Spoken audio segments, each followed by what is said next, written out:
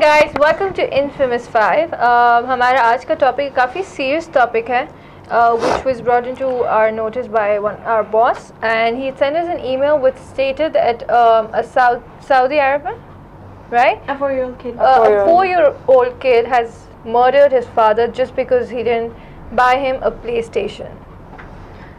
Okay, first of all, he shot his father with the gun. His father was undressing and he put down his gun and the kid picked it up and yeah. So, वो एक तो सबसे पहली बात ये कि वो murder के ज़ुमरे में आएगा. सबसे पहली बात है गन उठाया कैसे? There is a thing called juvenile delinquency, which means that under 18-year-olds do get punishment, even despite the fact that they're with or without. I mean, of course, in this case, one has to think that whether it was his parents' responsibility to leave such weapon around a child. Yeah. I mean, these days the toys that you see around are nothing less than a gun, an AK-47 laser. So the child seeing and being exposed to all the kind of terrorism that you are always leaving the child in front of with. There's TV, there's games, there's such violence everywhere. I was exactly coming to that point. So, this is the whole story. B, I think the parents should be very careful whether what stuff do the kids have access to. Right. Even if you're carrying a gun, and even if you reach home, or just make sure that you place that weapon safe and sound somewhere so nobody has access to it. Okay? Secondly, I think the responsibility also goes on people who are making cartoons, who are making these kids movies, who are making games, who are making toys. Because if I go to a toy shop now, I don't see anything less than a gun or string shots or different there's actually a game. This is crazy, but there's a game called GTA in which you get points on the pretext of how badass you've been. I mean, you can look into the whole idea that you steal a car and then you get like some points for that. You murder somebody, you get points for that. You hit but people, those and you games get are points for that. rated. If that I mean, you see all these cartoon movies, even there the villain always has weapons. Yeah. So kids obviously, Tom and Jerry to some even extent. They were violent. Even they are violent. I mean, having even access the Flintstones, somebody's throwing rocks at somebody. They do have some violent element in them. So one more thing I would like to add, that it's got nothing to do with the place that this incident happened, be it where it basically happened or be it any other part of the world. It's just kids make mistakes. And you can't. A girl murdered her baby because of farm bill पे उसको credits नहीं मिले थे क्या हुआ था ये America really no I didn't such incidents do happen, so you also need to realize what impact do those movies or cartoons or those toys leave on the kids.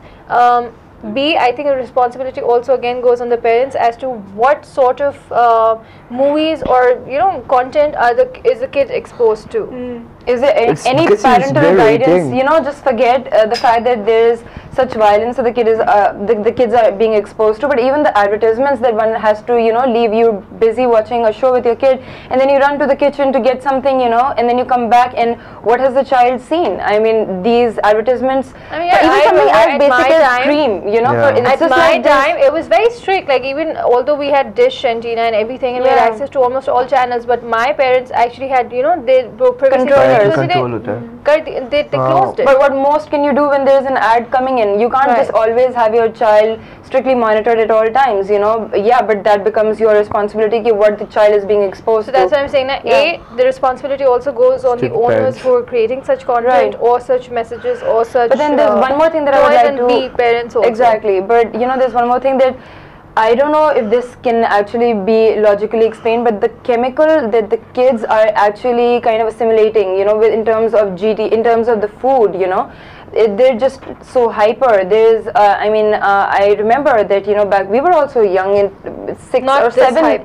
We weren't this hyper, I think it's the environment, it's the synthetic food, it is the exposure. Yeah, there's this thing called MSG, which is monosodium glutamate or something like that, which basically you don't even know, but it's there in your chips, it's in every fattening food, and they get like cloaked with other names as well, like yeast, some different kind of a yeast. But you need to watch out these things before exposing your child to pick whatever they find fancy over at a store, because what this chemical perhaps it does is that it kind of kills your hunger pangs, and then you keep on stuffing your face with a lot of chips and everything, and it is actually responsible for cancer. Yeah. Did anybody know that? And I was like blown away. I was like, this last year. yeah, I was a few weeks back, and look into it. Do make sure whatever you're handing over to your kids, go through the content, go through the nutrition label. Yeah, and a lot of processed food as well, you know, makes you very angry, it makes you hyper. There's this condition called ADHD, which is very prevalent amongst the kids these days. So, you know, if the kid is picking up a gun and shooting the dad, you know where all of that angst is coming from. So the whole story goes back again to the same point that we have also mentioned in our previous episodes, that for God's sake, even if you're making movies or food or any sort of business, just don't think of it in a perception, it's just a money making thing.